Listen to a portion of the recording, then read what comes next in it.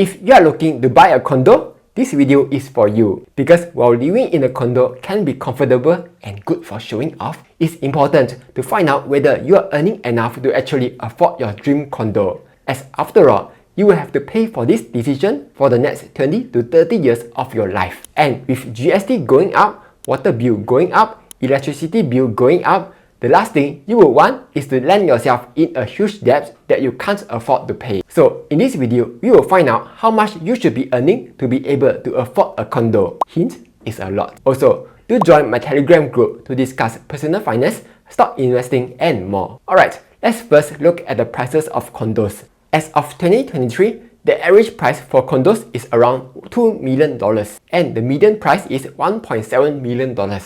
Fun fact, this is equivalent to the average price of 3.5 HDB flats. The price of condos can vary due to many factors such as size, age, amenities, and so on. But in particular, location is one of the biggest factors that will significantly affect the value of a condo. Generally, the more central the location is, the more convenient and accessible it will be, hence the higher prices. The location for condos are divided into three main regions, namely the outside central region, rest of central region, and core central region. For this example, let's use a 3-bedroom condo, since it's a comfortable size for many young couples, families, and HDB upgraders. In the OCR, some of the more affordable 3-bedroom condo units would cost anywhere from $900K to $1.5 million, while in the RCR, a 3-bedroom condo unit can range anywhere from $1.5 million to $3 million. The CCR is where most of the luxury condos are developed, and it is also home to the most atas estates such as Bukit Timah, Orchard, and Sentosa. Here, a 3-bedroom unit would easily cost $2.5 million, and it can go up to as high as $15 million. It's totally up to you which region you want to stay in. But for this example, we will just go with Sengkang, which is located in RCR, since it's one of the most popular districts among Singaporeans. And tada! Here's a beautiful 3-bedroom condo unit located at Sengkang. This unit costs $2 million. So let's use this number as a guide to calculate how much we need to be earning before we can actually afford it. For a condo that costs $2 million, the buyer's stamp duty will come out to $70,000. This brings the total cost of the condo to around $2.07 million. But let's round it up to $2.1 million for easy calculation. The maximum bank loan for condos, or what is also known as the loan to value limit, is capped at 75% of the purchase price. This would mean you may or may not be able to borrow up to the LTV limit of 75% depending on your assessment. And even if you are able to borrow up to the maximum limit, you should still do your own calculation to see whether you can afford the money mortgage. Generally, it's recommended that your money mortgage repayments do not exceed 30% of your income, or your total mortgage stays within 2 to 2.5 times of your annual gross income. For example, if your monthly income is $5,000, your monthly mortgage should not be more than $1.5K. Or if your annual income is $120K, your total mortgage should not exceed $300K. This ensures that you are able to pay off your mortgage comfortably and allow you to still set aside some money for your daily expenses and investments. Nevertheless, let's assume that you will be able to borrow at the LTV limit of 75%, which will leave the remaining 25% to be paid upfront as down payment. Considering a condo that costs $2.1 million, you will need to put a down payment of $525K, out of which $105K has to be paid in cold hard cash, while the remaining $420K can be paid via your CPF ordinary account. But the question is, do you even have so much money in your CPF OA or not? Unless you are some 1M65 fanboy where you have hit the full retirement sum at 30 years old, most Singaporeans will only accumulate this amount in their 50s. So let's assume you are splitting the down payment with your spouse. If each of you takes out about 100K from your CPF OA, the remaining 325K will have to come from your cash savings. Quick pause. Did you know that 1 in 4 Singapore residents uses Moomoo Singapore? Here's why. 1. Moomoo Singapore offers one of the lowest trading fees among the brokers here. For US stocks, they are only charging a flat platform fee of just 99 cents per order.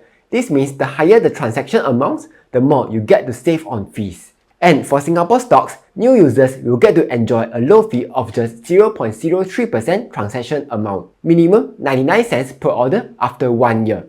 After the promotion period, while the fee goes up to a minimum of $1.98 per order, it is still the one of the lowest fees among Singapore brokers. Besides that, Moomoo Singapore offers a variety of comprehensive research tools to help you identify investment opportunities. For instance, analyst ratings provide valuable insights into a stock's target price and buy-sell ratings. Meanwhile, institutional trackers allow you to visualize holdings and portfolios from institutional funds, which can aid in developing effective investing strategies. Right now, Moomoo Singapore is also offering some very generous sign-up promotions. If you sign up using my link down below, you will get to enjoy 5.8% per annum guaranteed returns for up to 30 days on your first $80,000 invested with Moomoo Cash Plus. Additionally, you can unlock up to 4 fractional share bundles consisting of your favorite US stocks like Nvidia, Tesla, Apple, Sea, and NIO when you start investing with Moomoo Singapore. What's more, you can also get up to 20 SGD cash coupons after depositing 100 SGD and performing 1 buy trade. So that's around 680 SGD worth of welcome rewards in total. Or if you are an Australian, Moomoo Australia is offering a welcome bundle which includes 1 free AMC share and you get to enjoy 6.8% APY for 180 days. Moomoo Singapore is also having a US stock option commission-free campaign where you get to enjoy a super low pricing of 30 cents per contract, minimum 99 cents per order on options for 180 days. So if you are interested, you can sign up to Moomoo Singapore using my link down below.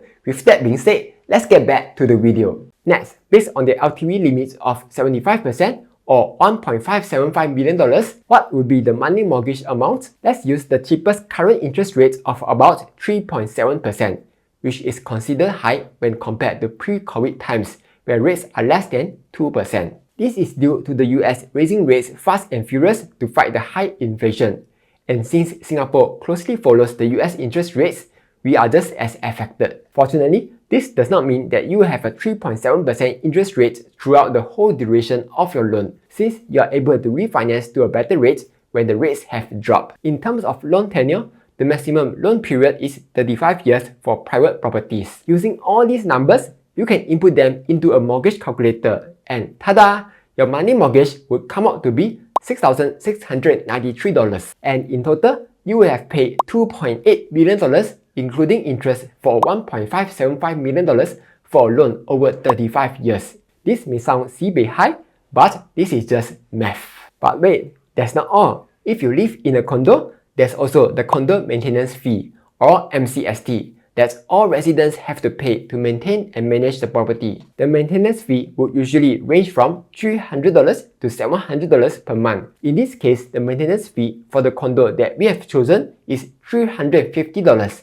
So, the total monthly amount that you have to pay for housing is $7,043. Then, according to the Household Expenditure Survey, a family would typically spend 30% of their expenses on housing. This means that the household income needs to be at least $23,477 in order to be able to comfortably afford a condo. If you are buying it with your partner or spouse, each of you will need to be earning at least $11,738. If you and your spouse are earning this amount, good for you. Based on the median household income of $10,099 in 2022, we can only say that the average Singapore household is unlikely to be able to afford a condo. And that could explain why most Singaporeans stay in HDBs. Do also note that there are other costs to be paid upfront, such as legal fees, property tax, and renovation. Depending on the scope of complexity of the renovation, it can set you back anywhere between 30k and 60k. Okay, here are my thoughts. As you can see, purchasing a condo is a huge expense that needs to be carefully planned and considered. That's why it's important to set a budget that takes into account your earnings and expenses, as well as the cost of the condo and other associated costs such as renovation and maintenance fees. This helps you to narrow down your search to those units that fall within your budget. It's also good to work with an experienced real estate agent or a financial expert who can guide you through the purchasing process. Not only that, if you treat purchasing a condo as an investment, you will also need to have an exit strategy. This includes factors such as its potential resale value and the impact of interest rate changes on your monthly mortgage payment. With the right approach, you may find the ideal condo that suits your requirements and fits your budget. Anyway, that's all for this video. Hopefully, you found it useful. Like, share and subscribe as I'll be posting new videos every Monday, Wednesday and Friday.